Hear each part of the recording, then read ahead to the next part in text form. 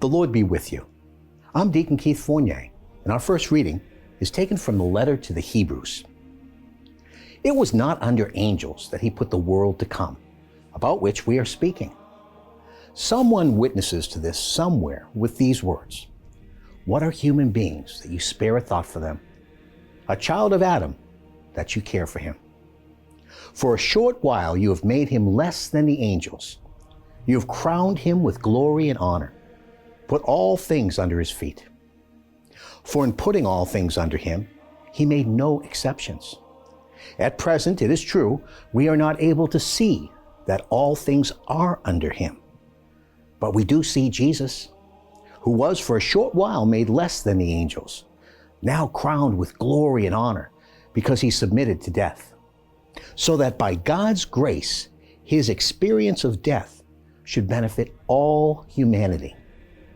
It was fitting that God, for whom and through whom everything exists, should, in bringing many sons to glory, make perfect through suffering the leader of their salvation. For consecrator and consecrated are all of the same stock. That is why he is not ashamed to call them brothers in this text. I shall proclaim your name to my brothers. Praise you in full assembly."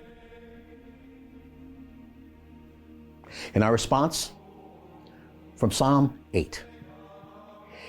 Even through the mouths of children or babes in arms, you make him a fortress, firm against your foes, to subdue the enemy and the rebel. Yet you have made him little less than a god. You've crowned him with glory and beauty, made him Lord of the works of your hands, put all things under his feet, sheep and cattle, all of them, and even the wild beasts, birds in the sky, fish in the sea, when he makes his way across the ocean. Yahweh our Lord, how majestic your name throughout the world. A reading from the Holy Gospel according to St. Mark. They went as far as Capernaum, and at once on the Sabbath, Jesus went into the synagogue and began to teach.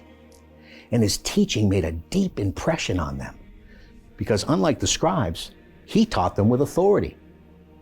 And at once in their synagogue there was a man with an unclean spirit, and he shouted, "What do you want with us, Jesus of Nazareth? Have you come to destroy us? I know who you are, the Holy One of God." But Jesus rebuked it, saying, "Be quiet, come out of him."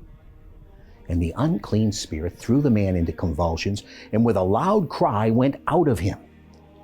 The people were so astonished that they started asking one another what it all meant, saying, "Here is a teaching that is new, and with authority behind it. He gives orders even to unclean spirits, and they obey him." And his reputation at once spread everywhere, through all the surrounding Galilean countryside. The Gospel of the Lord.